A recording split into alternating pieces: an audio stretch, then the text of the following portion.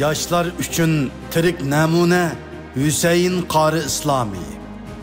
Saudiya Arabistonidagi Uyg'ur tarixchi va adabiy tarjimon Muhammad Qosim Amin Hojim 2015-yili 11-sentabr marhum Hüseyin Qari Islomiyning vafoti munosabati bilan u to'g'riliq mundoq degan edi.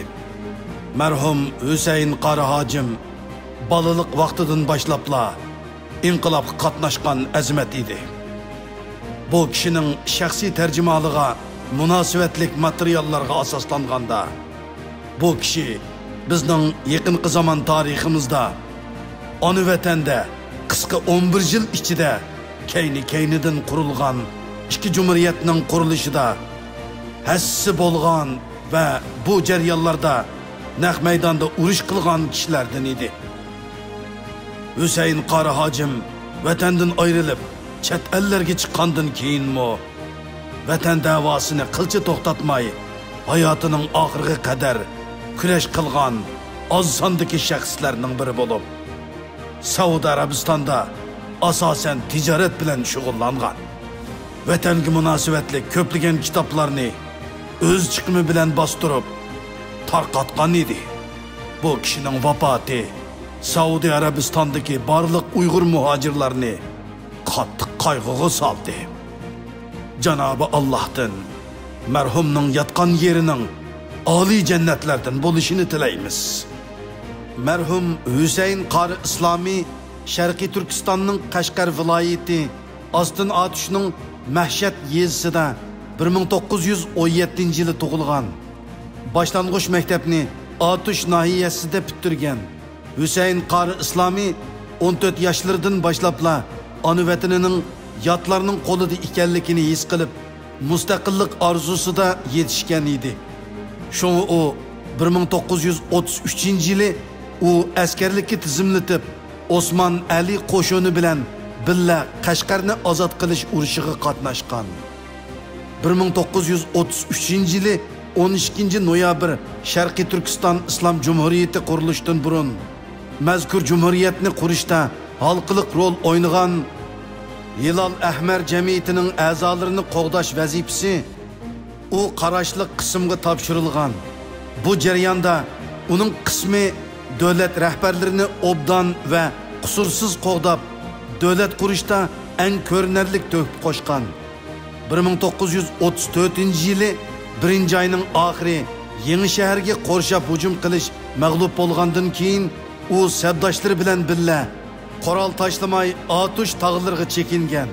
Shu yili 7-oyda Qashqar viloyati Uyg'ur askarlarining qo'liga o'tgandan keyin u qoral tashlab 1934-yili 9-oydan boshlab Muhammad Ali Tavfiq apandi Atushda ochgan maktabda muallimlik kursida 6 oy o'qib, a'lo natija bilan bitirgandan keyin 1935-yili Atush nahiyasining Ishtarchi degan kentiga bosh muallim bo'lib tayinlangan. Uzun o'tmay Qashqar Koni shahar Ordubishida apandilar maktabida o'qib, yuqori bilim tahsil qilgandan keyin 1936-yili Aqsu viloyatlik oqartish uyushmasiga madaniy ma'rif oqartish xizmatlariga tayinlangan. 1937-yili 2-oylarda AqsuningOvat nahiyalik sho'bisining raisi bo'lib, shu joyda 3-oyda yoshlar tashkilotini qurgan. 1937-yili aprelning 5-ida Mahmud Muhiti chet elga chiqib ketgandan keyin bu yangi tashkilotdan Xitoy mustabidlari tashvishlanib, Ovat nahiyalik Xitoy hokimi tarafidan so'roqqa tortilganda Aqsu begi Niyoz Hekim Begning himoyasi ostida so'roqdan va so'loqdan vaqtli qutulgan. Biroq 1937-yili 7-oyda Abduniyoz Kamalning Uyg'ur qo'shinlari Aqsuga yurish qilib, Jallod Shingse kuchlariga hujum boshlaganda u darhol bu inqilobga qatnashib, Abduniyoz qo'mondan bilan mo'rini mo'riga tirab kurash qilgan. U shu mezgilda Abduniyoz Kamaldan ustozi va tarbiyachisi Tavfiq apandining shu yili 30-may Qashqar Yavog turmusida o'ltirilganligini anglab qattiq g'azablangan va oxirgi bir poy o'qi qolg'ucha urush qilib, eng oxirida Xotan daryosi bilan Tarim daryosi o'zaro qo'shiladigan joyda dushmanga asirga tushgan. Marhum Husayn Qori islomiy vafotidan bir necha yillar ilgari o'z qo'li bilan yezib qoldirgan xotira daftarida o'zining bolalik davri va Oqsudagi unutilmas inqilobiy harakatlari to'g'riliq mundaq deb yozgan. 1937-yili general Mahmud Muiti chet davlatlarga chiqib ketgandan keyin uning qolgan Uyg'ur askarlariga boshchilik qilayotgan Abduniyaz shu yili 6-oyda Aqsu Avat nahiyasiga askar tortib keldi. Men shu chaqda Abduniyazning sepiga qo'shilib inqilobga qatnashdim. Bu qitimqi qo'zg'alish Yarkandan boshlanib, Qashqardan o'tib, Aqsu, Kuchar, hatto Jiroqdagi Qori shahar viloyatlarigacha yetib borgan.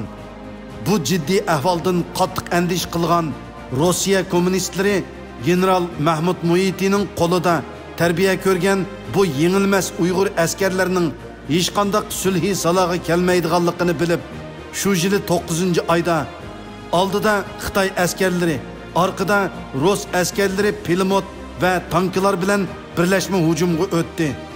Bu vaqtda men general Abduniyazning katibi va siyosiy maslahatchisi edim. 1937-yilning oxirlari Husayn Qori, Alixon To'rlar bilan bir qatorda Urumchi turmasiga yo'tkalgandan keyin 1944-yil kuzda turmadan chiqibcha tasavvur qilg'usiz qiyin qistoqlarga duch kelgan. Uzun yillik turma hayoti uni texmi qaysar va jasur qilib o'tgan.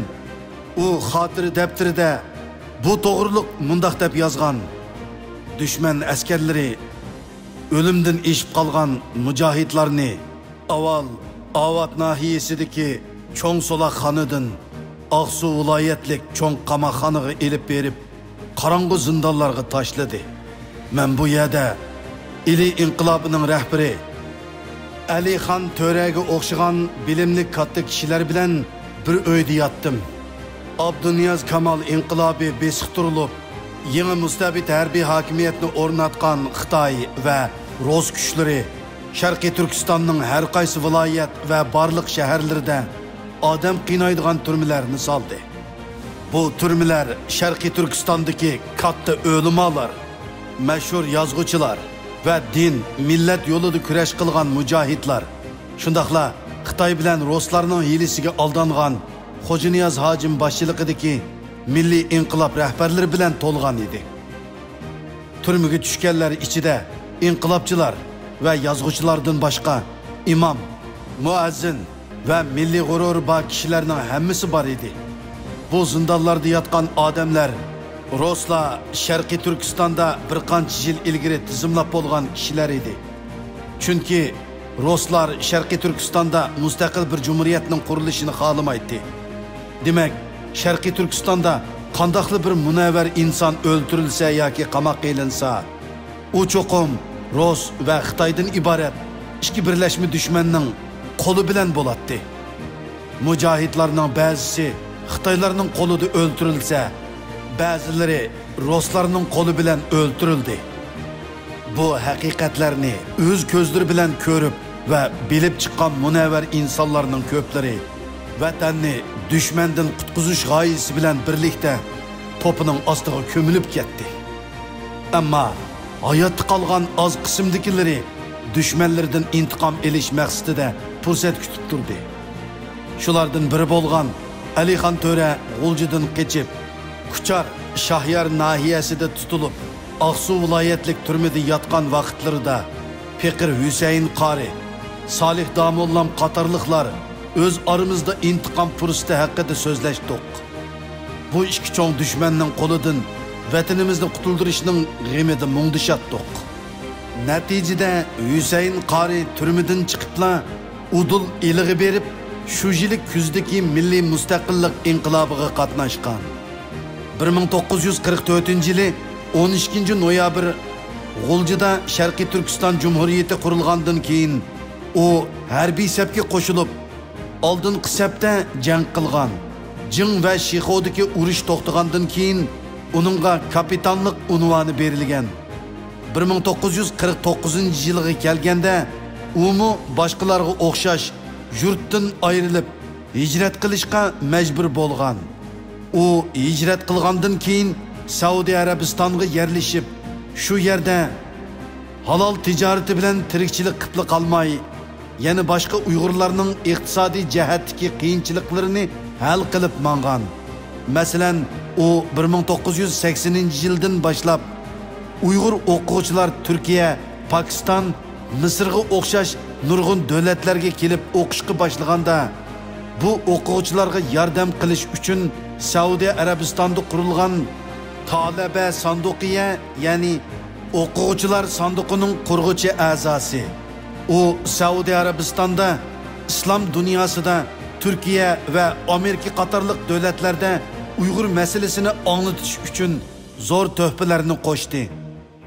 Mazkur davlatlarga berib, u davlatlardagi siyosatchilar, parlament a'zolari va jurnalistlar bilan uchrashib, Sharqiy Turkiston davosini anglatgan.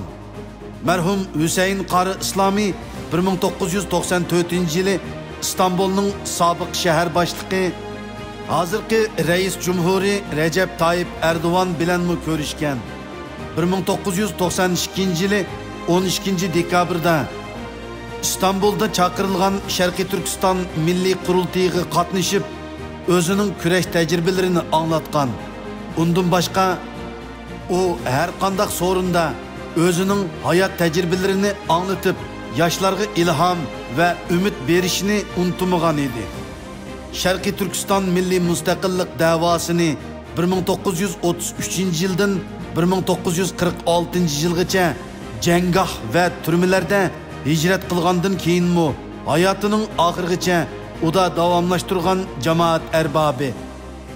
Sobiq Sharqiy Turkiston Cumhuriyeti Milliy Armiyasining sobiq kapitani Husayn Qari Islomiy 2015-yili 5-sentabr shanba kuni Saudiya Arabistonda 98 yoshida olamdan o'tgan.